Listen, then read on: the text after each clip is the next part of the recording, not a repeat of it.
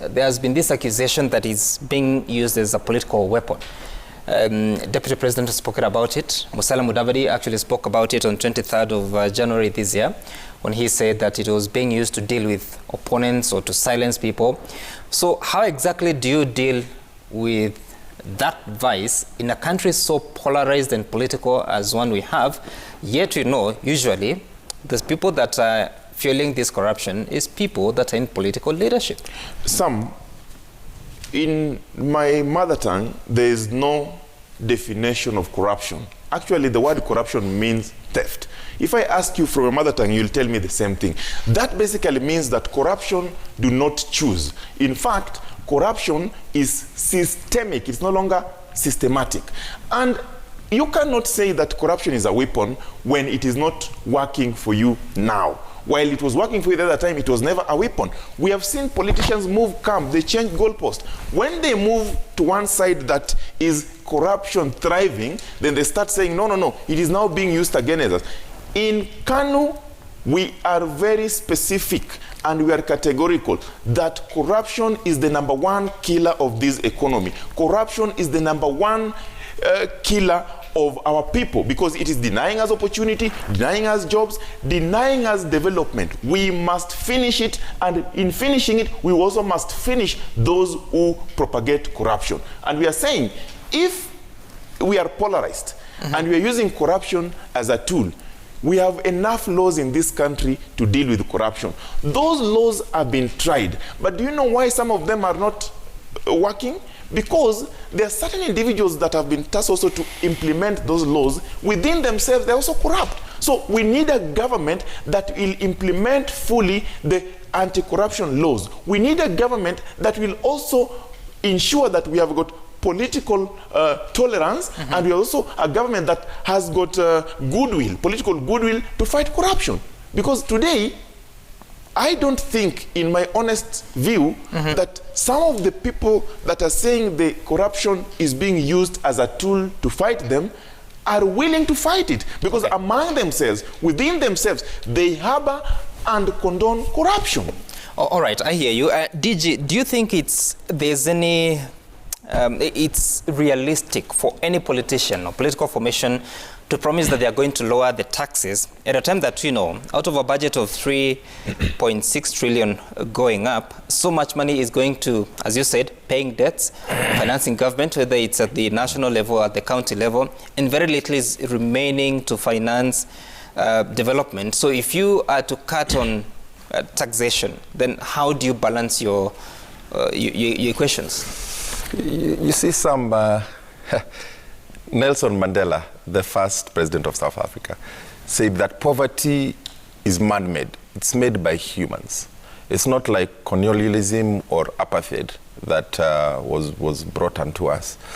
So these are solutions that if we sat down as leaders and say that we are going to reduce the cost of living, if we sat down as leaders and say that we are going to improve the lives of our people, if we sat down as leaders and prioritized what the needs of our people are, these problems can be solved.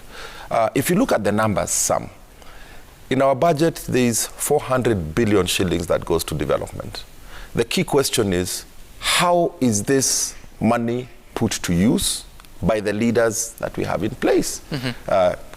You can choose, like to say, build a bullet factory or a gun factory. I don't know who those guns are helping. But the country needs small arms. No, but for the security agencies. Yes, but we already have those small arms. So why are we producing more? Don't you see every policeman with a gun on the streets? So why are we producing guns? And more importantly, who is it helping? How is it helping our normal mwananchi to improve their lives? Because it employs 100 people. I'm talking about how we are employing our 400 billion shillings sum. And I'd like us to be very, very objective, because this is the major problem we have in this country. We're in an economic crisis. We are not in a coalition-making crisis. We are not in a constitutional crisis. We're in an economic crisis. And we have to be very objective on how we are going to solve these big problem that we ourselves have put Kenyans into. Honorable Mweke, you actually think we don't need any more small arms? What I'm saying is, how do you allocate capital? And I'll give more examples. And I'm not saying that you don't need small arms. I'm saying, what are your priorities? You know, as a leader, good leaders are able to differentiate what is vital and what is important. What is vital is revival of our economy so that our people can be able to be uplifted and live comfortable lives. Right? What might be important is building guns. So if I was the leader of this country, I'd pick, of course, what is vital to what is important. It's about prioritization on what you want to get done. So I was saying, we have 400 billion shillings of development money we get every year. What do we do with it? Do you build overhead expressways, or do you invest in agriculture, like I said? Do you invest in our small businesses, like I said? Now, you're talking about taxes. There's clever ways to do that. I got a report the other day that KRA only collects 52% of VAT. Right? So if you collected the other 48%, guess what? You have found another 400 billion. Right? That's money that's already there. It's about sealing of the loopholes and going in to collect the money from people who are not submitting their VAT like they should. So there's several ways to be able to skin this cat. I strongly believe that we are prioritizing our needs wrongly.